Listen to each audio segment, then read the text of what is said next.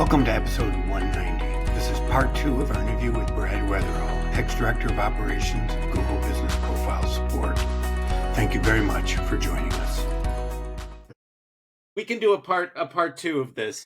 So let's talk about reviews. Obviously, this is something that is very close to both Mike and my hearts. I've been involved in a couple of different fake review studies, and the first one I did with the transparency company when I was at Uberall in 2020. They have a methodology which is, I can't fully explain, but it has multiple factors. And we discovered a lot of review fraud. We looked at TripAdvisor, Facebook, Google, and Yelp. And Google had the highest fraud. The aggregate score was 11% of reviews that we looked at across 19 categories, or roughly 20 business categories and 19 DMAs. That was the sort of aggregate number. But in some of these categories, the number was much higher. It was over 20%. Moving and several of the others. I don't have it in front of me. We just did a kind of a quasi follow-up study in a more limited number of categories, but with a focus on economic harm, trying to generate what is the actual economic harm of fake reviews in terms of consumer behavior. And I won't, that this is not about that report, but I'm just saying there have been a number of independent studies that have found quite significant numbers of fake reviews on Google. Now, what's sort of your general statement about that and how Google sees that internally and how it handles review fraud?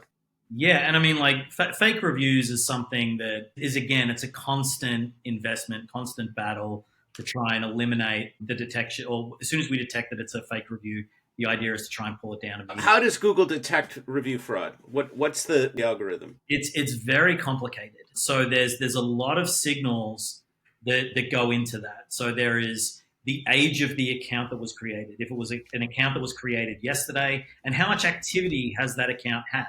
So, like, you know, if it was created yesterday and the first thing that they did was leave one negative review or 5 negative reviews and then 1 positive review on a competitor, all within the same geographic location, then that's easy to determine that it's fake, right? Because the age of the profile, like if it's a plumber, for example, like, would you actually hire 5 different plumbers in the span of a week?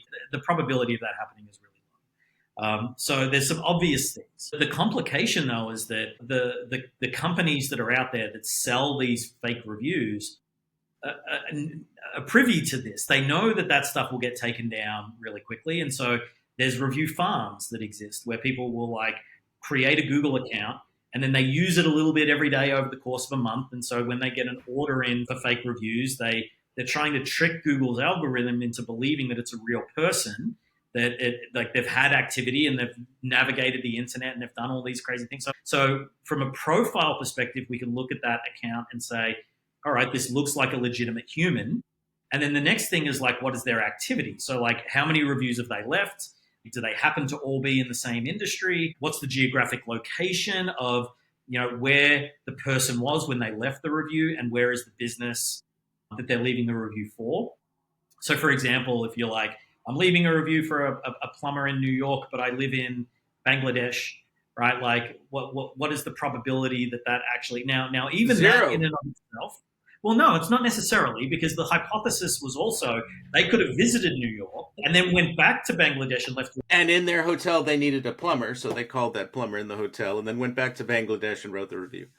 So that's the part that, like, it's the combination of data, right? So, like, Sure. If you're reviewing a restaurant and then you go back to Bangladesh, like, it's not unfeasible to believe that Yes, they visited. certainly. Right? Tourism, travel, certainly.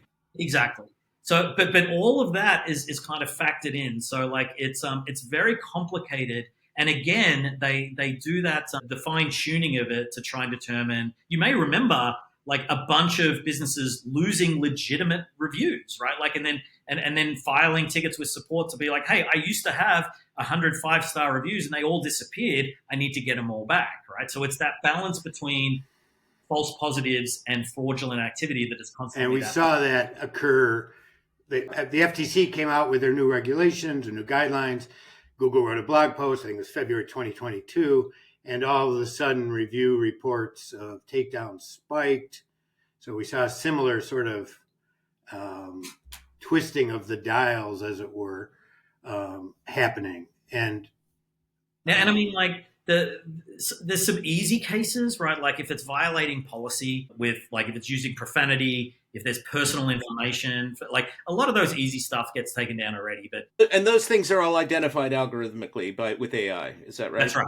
That's right. Usually a lot of those don't ever get posted. Like we catch them. Although the ones that do get posted that have masked or that are sort of marginally racist or disableist or whatever, those are very hard to get down because the language is subtler, and you have to have a human look at them. And it often, again, will take me escalation, re-escalation with highlights of the words and why it is prejudicial, that sort of thing. But that's a resourcing problem, right? And then, though, I find that if I report it about doctors, they're very hesitant to take down a doctor review, no matter how bad it gets, no matter what they accuse a doctor. I've had a doctor accused of stealing pain drugs from a patient, illegal activity, an accusation of illegal activity. The doctor could have lost his license.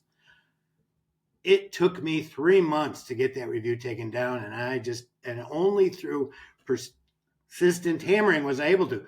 And it turns out, it appears that they won't take doctor reviews down without really a lot of conversation or something. I don't know what goes on. Yeah, and I think that's a shame. Like I think that doesn't sound like the case of a fake review, though. That sounds like a case of a negative review. That's TOS violation, clear TOS violation. Yeah. So just in terms of the algorithm, GBP, GBPAPI.com, we know those guys, sorry, I tripped over their names, recently put out a report in which they tried to understand kind of a rationale for deleted reviews, and they correlated certain variables that they found with deleted reviews, one of which was 5-star reviews. That was 70+% of the reviews that they saw in this data set that had been removed had 5 stars. And then the second category, the second most often removed reviews were 1-star reviews. Does Google pay special attention to those extremes as part of the algorithm? If you know the answer to that. In other words, are 5-star reviews automatically going to get scrutiny? I would point out that the reviews by nature skew that way. There are more 5-star reviews and more 1-star reviews than there are 2, 3, and 4-star reviews. Yeah. So just by the nature of the system. You're saying by volume. Yeah. By volume, they are more prevalent. But I'm interested to know if that's a trigger, if those things are triggers as one of the many factors. I didn't work in the trust and safety organization to know definitively a yes or no answer to that question. What's your speculation? My speculation is that it does not. I think that for Mike's perspective, I mean, I think that if you think of the culture of reviews, a lot of people will only ever leave a review if their experience was really good or really bad, right? Statistically speaking, right? It's very rare that you'll get people leaving reviews just because they love leaving reviews. Right, in the middle. Right, middle of the road. So I do think statistically the reviews steer towards the extremes, the polls. Funny you mentioned GMB API. I've been working with those guys a lot, so I do know that GBP. You said it too. No, it is GMB API. It's the old initials. So why were you? I thought you were going to talk about GBP and not GMB. No. You were stumbling over GMB, and then it was my mistake. GMB API. Okay. Anyway, Brad, back to you. GMBAPI.com as a company, right? Like, is that they have this really great software service. I use it myself to kind of manage it. And one of the benefits there is that they actually save a lot of the reviews that are coming in from profiles. So if they do get lost, that really helps in the recovery because they have a history of what review was made, when it was made, and it's a lot easier in the recovery. So, GMBAPI.com. It's a really, I'm sure they won't mind me saying this, it's cheap, relatively speaking, right? So, like, it's affordable. Euphemism is affordable. That's a better word. So, just to comply with our FTC requirements, are you remunerated by them in some capacity? So I am not an employee of the company. I have been advising them, but I've used their products personally, and I've been advising them as a company, but I am not. But you are being remunerated for that advice. That's the necessary FTC disclosure. Yes, not currently, but okay, great. Yeah. Just a note on whether one-star reviews or two-star reviews are being used to identify spam. So I don't know whether it was 2 years ago, roughly, there was a large number of fake one-star review attacks. Google got that under control, and the spammers moved to two-star review attacks. And ultimately, Google fixed the algorithm to deal with that. But initially, Greg, they did focus more on one-star fake reviews, and the spammers figured that out, and Google changed the algorithm to speak to that specifically. Another quick question: review responses by the business. So the business receives a review. In most cases, or probably in the majority of cases, businesses don't respond to the reviews. Depends on what segment of the population we're talking about. Does that have any bearing, the business response, business owner or representative response, to whether a review is flagged for removal or whether it actually gets removed? Is that a factor at all in the I don't. Again, I'm not. I didn't write the algorithm, but my educated experience is that no, it doesn't. The replying to reviews has a lot of other benefits. Improving your ability for it to get it removed is, I don't think, one of them. The benefits are really, you can get increased rank. In fact, the GMB. Okay, so wait, so that's really interesting. So replying to reviews does improve your rankings on Google. Yes. So like the GMBAPI.com, they did a study on this, and they showed that for every 10% of reviews that you reply to will correlate to a 3% increase in impressions. Right? So like if you are not replying to reviews, start doing that immediately. That's a really quick and easy way. Right, but it's unlikely that this is causal, Greg. It's likely users engaging with the reviews more because there is, right. It's sort of indirectly causal, if that's not a contradiction. Right, and it probably revolves around engagement. Yes, it does. And we know that Google rewards engagement both on the consumer side and now on the small business side, or absolutely. Just a note on the GMB API study, they have never looked at what the normal response rate is of regular reviews, how many get responded to. So taking those out of context and saying of the ones that were removed, this percentage had responses is not a particularly easy number to understand because there was no context to it. Right. I agree. I think that the lesson, I think, for people watching would be, does replying to reviews have any inherent benefit? And I think the answer is absolutely it does, right? I think that, yes, in the form of engagement, you want to be able to make sure that you're controlling your narrative, especially as AI gets more prominent. AI is already... Well, for your customers. I mean, the ultimate objective here. I mean, we talk in terms of local SEO and SEO, and people are thinking about what can I do to boost my rankings and so on and so forth. But really, ultimately, it's the customer that you're dealing with, and the customer. Negative reviews, critical reviews expect a response from the business. People who leave critical reviews want a response.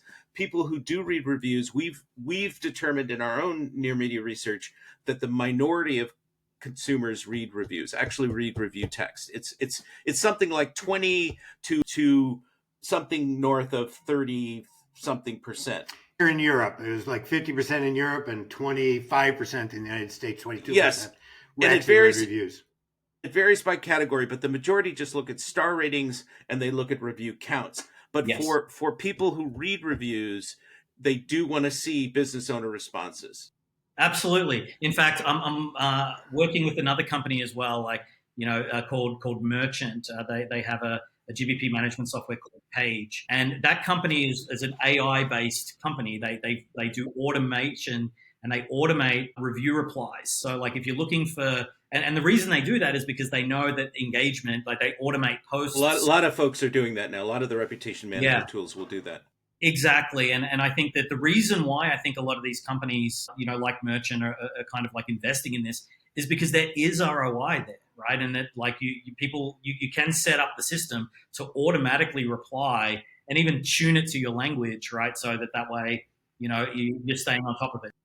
Is Google in any way going to punish that behavior or filter that behavior where there's an AI response? So there's a growing trend. I don't want to digress too far down this path, but there's a growing trend toward AI review generation and AI review responses in particular. Yep. What's Google's attitude toward those? Yeah, it's a great question, actually. So I think that it's similar to that of AI generated content for regular organic SEO.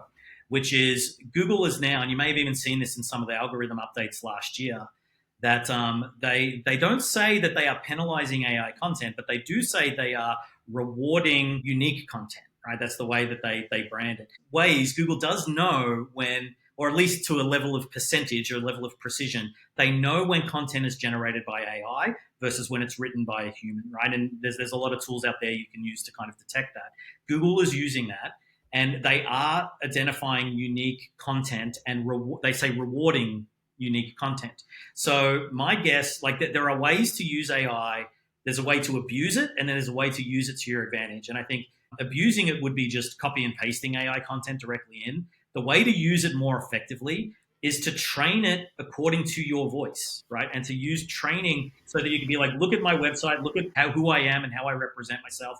Write this review from the perspective of that persona, right? There are ways for you to use AI to actually benefit. My speculation as we go further and further into 2025 is that if you do cookie cutter content, it's not going to be valuable at all, because Google's going to see that as regurgitated content. It's not unique. And I wouldn't necessarily say that they will penalize it, but they're definitely not going to reward it. They're not going to reward it. Exactly. I have another question about letting reviews through or filtering them.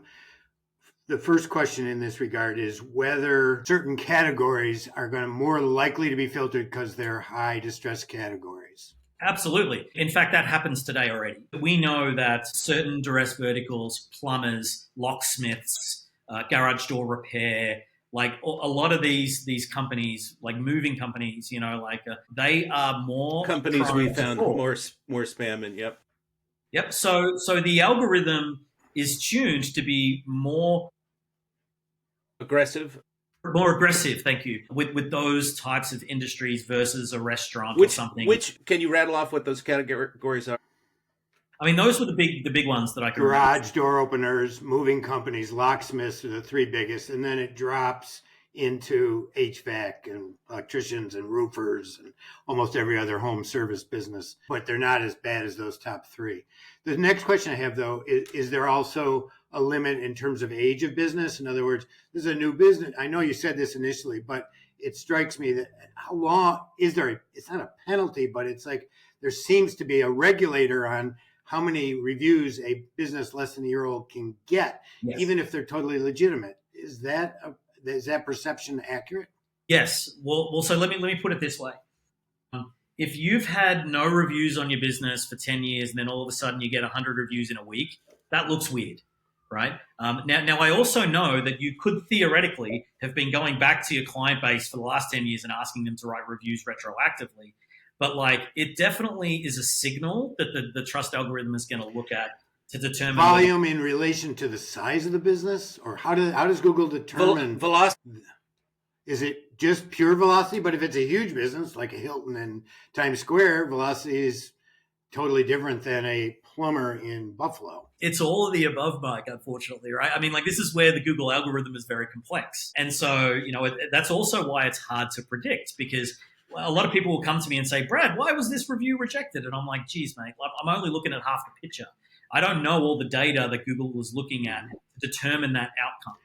Speaking of that data, do they look at projected business volume for a given business in determining this? I mean, I know they have access to all the credit card information. They have access to Google Pay. They know a lot about business volume per business. Does that come into play at all? Not that I'm aware of. The other factors might contribute to the level of trust, because it's about what does Google know about you, right? It's not about are you spending more money but it's if we know more information about you, then about the reviewer or the business, or both. I mean, both. I mean, when you write a review, the review stays with the reviewer and it's attached to the business, right? So even just systemically, when you think about the database structure, the review is owned by the reviewer, not by the business. Mm-hmm. And so that there's a lot of data that goes into the integrity of the reviewer, more so than the business. There's other signals that'll look at the business, but from a review perspective, there's a lot more scrutiny on who's leaving the review versus the business that they're leaving it. The categories we found in that 2021 study that had the highest review fraud percentages were locksmiths number 1, moving companies number 2, plumbers number 3, then digital marketing agencies, personal injury lawyers, dermatologists, cosmetic surgeons, dentists. Digital marketing agencies. That's a weird one to show up. Well, It showed up in my anecdotal research from the forum too. Almost all the services had higher reports of missing reviews than bricks and mortars, for example. Interesting. So what can we sort of need to move on to our kind of final segment here. This has been a fascinating conversation. We definitely want to have you back.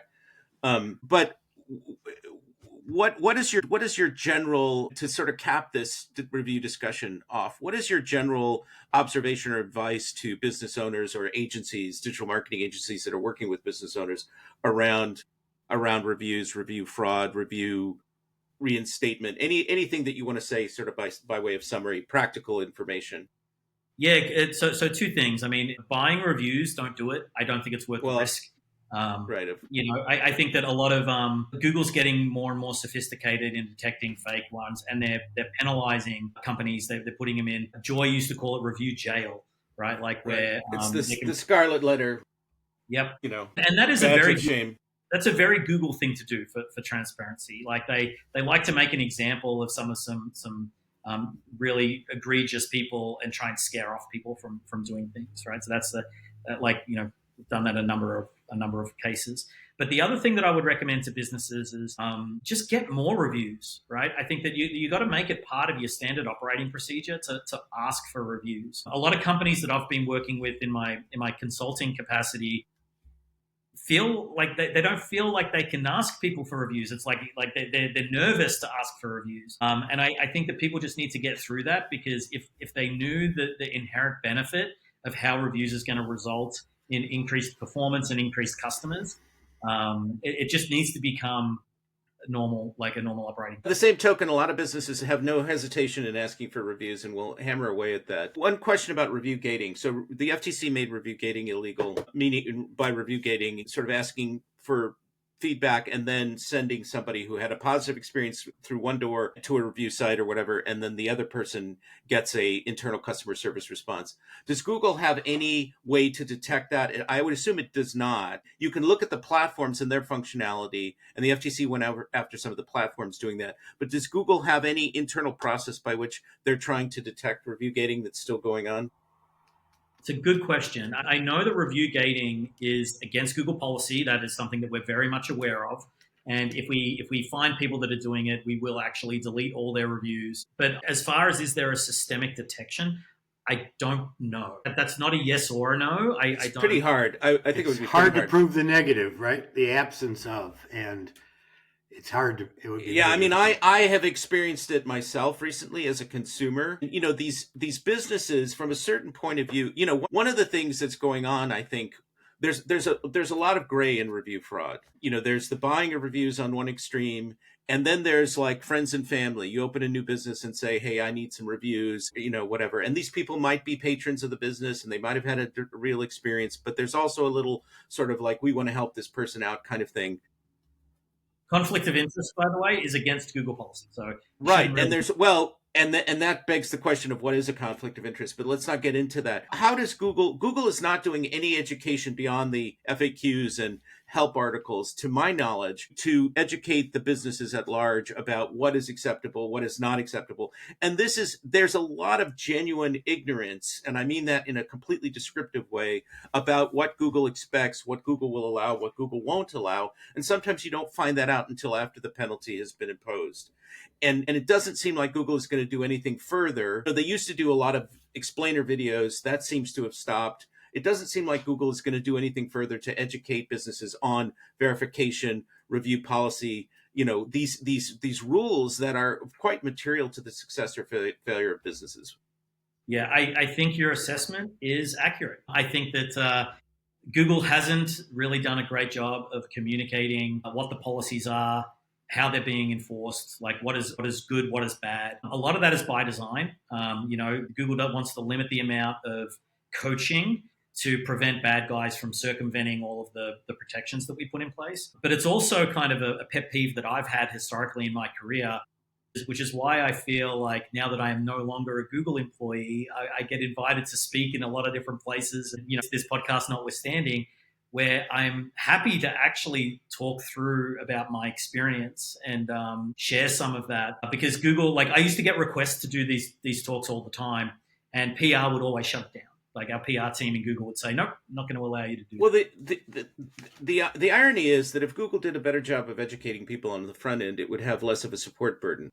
I completely agree, Greg. I agree. I had that discussion many times, and the Trust and Safety Organization, the counter argument to that being like, we don't want you to even inadvertently give away information that is going to make it easier for spammers to exploit. So let's talk about the culture of Google a little bit before we wrap up, and the culture of support there. So how would you say that has changed? I mean, you're obviously a person who was very sincere and invested in doing the best job you could and making the system efficient and work for people, notwithstanding the limitations you described. How would you describe that culture of support at Google as over your tenure and as an outsider now? Is there, you talked about sort of striking a balance and acceptable levels of collateral damage. Is Google simply indifferent to these businesses? Does Google really care about support? Is Google sort of smug about outsourcing support to Mike and people, profile experts? Yeah, product experts rather. What is sort of the internal sense of how much support matters and how much it matters to these businesses? Is there a sort of a cavalier attitude? That was a very long-winded way to get to that. Yeah, absolutely not. As to your last question, is there a cavalier attitude? I think that my team, I've made lifelong friends for people that I've worked with at Google, because they're all really passionate and care a lot about the work that they're doing, and they really strive to help out businesses, right? To help businesses grow. I think this was evident during the pandemic when, internally we were striving to help businesses grow. And then during the pandemic, that pivoted to let's help businesses survive, right? And there was a lot of hours that were put in by a lot of the Googlers on my team, really motivated to helping people, and they're very passionate and motivated. I think what you see is the challenge that we deal with at the scale that we operate at, where my focus and my direction to the Googlers on my team was, we need to make sure that we're investing in a way that has the biggest impact. And that typically revolves around not necessarily solving one problem for one person, but identifying systemic issues and fixing the systemic issues, right? So that we can solve problems for hundreds of thousands of businesses or even millions of businesses. And so, there's definitely no lack of passion within the Google team. They care very much, but the challenge is to kind of know where to invest, because we, at the scale we operate at, we can't deal with onesie twosies. We have to deal with scale. If I transition your question over to what is the culture of the extended support organization, right? So the actual agents that are taking the phone calls, then we try to incentivize that at a Google level to make sure that we're getting the right behaviors. So incentivizing high customer satisfaction, right? CSAT scores is a big one. Efficiency in terms of how fast we resolve, a high level of quality and empathy. But in all honesty, right, they're playing a numbers game, right? They're trying to close as many cases as they can, because we also have efficiency goals where we want each agent to close around 12 to 15 cases a day, right? And so it's a scale game. So I think that it's a complicated answer to how is the culture of Google, because while I firmly believe that the people there are all amazing individuals and the highlight of my Google career, doing it at the scale that we operate at is complicated. It's a microcosm of the larger problem. The Google employees are sincere, good people, nice people, but the logic of the marketplace is such that the outcomes produced are not always beneficial for everybody. Correct. Some quick math here. 3 million contacts, 40% of those, 1.2 million, were troubleshooting, which is the bulk of the users we see in the forums.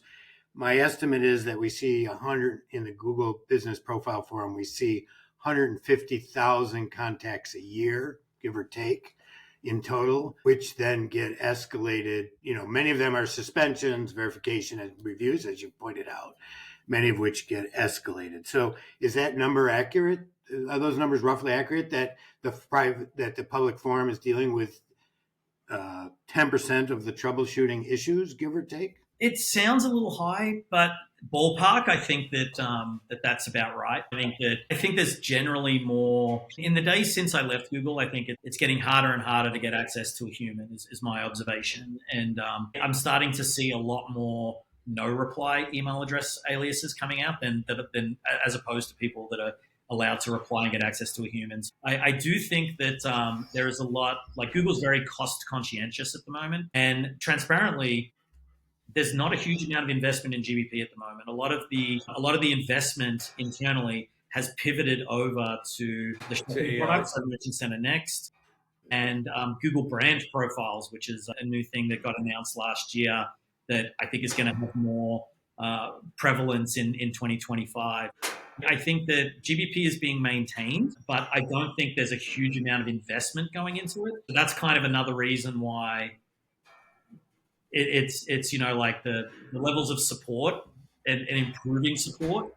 I don't think is a huge priority for the overall business because they're focusing on it. Is that decision based on the ideal that Google will be able to answer questions about a given business using AI?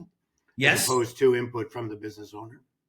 I think it's the philosophy is like differentiating the signal from noise, right? Like in this huge sea of support contacts that we get every day, 3 million contacts. It's probably more than that if I were to look at 2024 data. But it's really about like, how do we focus on the things that we need to focus on and like use AI to support the things that we don't need to focus on. And so I think that's kind of like the responsible investment of AI is like, how do we try and use that?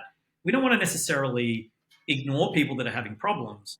I'm not talking about problems. I'm talking about content, right? In other words, local content that is surfaced regularly in the search results to answer a user's query. Obviously, there's a tension between the business, who is theoretically a trusted resource for that content, third-party providers of that content. Yeah. And to some extent, we're seeing with Ask Maps, the ability of Google to generate the answers about that business using AI. I'm talking about that tension. Got it. I think that's a really great question because I think it talks to the future of search and like how much investment do we need to put into content in order to influence what AI says about us. And a quick 30-second story on this is that before I left Google, I was working on the generative search experience, GSE, which is being rebranded to the AI overview. And so like the AI overview, and the PM came to me and asked me, what are merchants gonna ask, or what is their feedback going to be when we launch the SGE or AI overview? And I said they're going to ask three things. One, how do I get in the AI overview? Two, how do I get out of the AI overview if I don't want to be in it? And three, how do I change the information that it says about me in the AI overview? And the PM turns to me and says they're not going to be able to do any of those things, right? And I think that you can kind of you can understand that because AI isn't a database that you can tweak. It's generated based on a lot of different sources of data. It uses GBP data. It uses website data. It uses social media data. It uses all of this stuff to come up with a perspective on the company or the topic that you're talking about. So for my future recommendation would be you cannot stop investing in having good content on your website, in having good data and managing your GBP profiles, your presence in social media. All of that is contributing to your company's brand, and AI is going to summarize that and represent that to the world. And so whether that's ChatGPT, Gemini, Claude, any of these other AI bots, you need to be investing in the way that you are represented digitally. There's a bunch of additional questions that we could ask you and that I'd love to talk to you about. But let me ask you just really quickly about brand. That's a hot topic these days for all the reasons that you know in SEO. The sort of current SEO advice is you build your brand off Google. People are going to search for your brand on Google. Google's going to surface that because it responds to branded queries, and more of the queries on Google are navigational or brand queries. What was the internal attitude? And I recognize you're in the support organization, but what was the internal attitude about how you build your brand? You just alluded to this, how you build your brand as a local business for purposes of sort of Google visibility. Yeah. Reviews is an obvious one, but go ahead. Yeah, reviews is an obvious one. I would add in my research with Ask Maps, the new AI insertion in Maps, not just reviews on Google, reviews everywhere are showing up in the AI answers, reviews from third parties, particularly reviews even from your website when you use Schema are showing up in review questions asked of Ask Maps. So I would say reviews everywhere, Greg, just Yep. as a side note. Sorry, go ahead, Brad. No, I agree. I think that in any type of engagement, so like photos is a really big part of GBP optimization as well. And it's not just taking your photos and loading in 100. It's feeding it every couple of weeks, feeding it new photos, right? Like, and spacing that out. It goes to show engagement, and it goes to show that you're constantly committed to providing high quality data, and that increases your trust and relevancy in the eyes of search, right? Because it's a more trustworthy signal. And so I think that, yeah, the short answer is yes. I think that it's investing in GBP will help give you prominence in the local pack. Investing in your website and your website content will help you with organic. And then obviously social media is a big influencing part as well, which we're seeing to get that. It's a kind of an ironic return to what existed before. In the beginning, there was a lot of different sources for consumers to get information about local businesses. Then it became all about Google. And now what's happening is AI is sort of, there's a kind of migration to other sites, fragmentation. And AI is, as Mike is suggesting, sort of bringing these other sources back into the visibility calculation. And so I agree. it's a weird sort of return to an older kind of way of thinking about how consumers are. I agree. Older technically also, because prior to 2012, you couldn't fix a broken Google business profile that merged from a neighbor's business. And this is going to be very similar. You're not going to be able to fix this output when it's broken, right? So not only is it similar in its reach, it's similar in its impact, which raises this question, though, that Greg has often asked is, does Google have liability for this content that they are generating if it's false? In other words, this is no longer a case where a business is using the platform to promote their business. Google is using the business to generate content. Google's creating the content. Google's creating the content. Who holds the liability in that context? That's what you would call a novel legal question that hasn't been addressed, and it's not gonna show up except in a defamatory, where somebody has a real incentive to sue. It's going to be in a sort of an egregious example with some kind of harm that will motivate somebody to sue, and that's where it'll arise. I mean, it's I don't want to digress into a whole legal discussion. There's so many interesting things. There's so many interesting things here to talk about, but I think unless Mike, there's a kind of Brad, we'd love your final thoughts and any advice you have for agencies and local marketers. And unless Mike, you have any kind of final questions, we should wrap up, and then we'll have you back definitely. Yeah, no worries. I think I've appreciated the conversation. I think suspensions, reviews, verification, those are usually the things that most people are interested in. So I think we covered the majority of that in today's podcast. The one thing that I'll end is that, I am available as a consultant if people are stuck on something or they want to learn more. How can they contact you? Yep. So you can contact me. My website is bitwiseconsulting.com. So Bitwise with a Z. And you can just contact me through the website.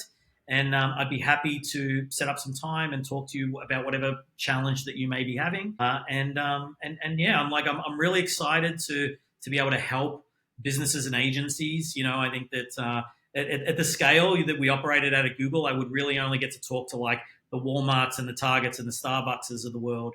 So being able to talk to a lot of agencies is really exciting, and I love hearing the various stories and challenges. And he gets to talk to me, the mythic blogger. Yeah, the world famous Mike Blumenthal, right? Yeah. That Dan Pritchard introduced me to all those years ago, and I'm like, who is that bloke, right? If you run into Dan, I tell him he's one of the people I think of as a prince and a gentleman. One of the best leaders that I've worked with at Google is Dan. He's a great bloke. Truly.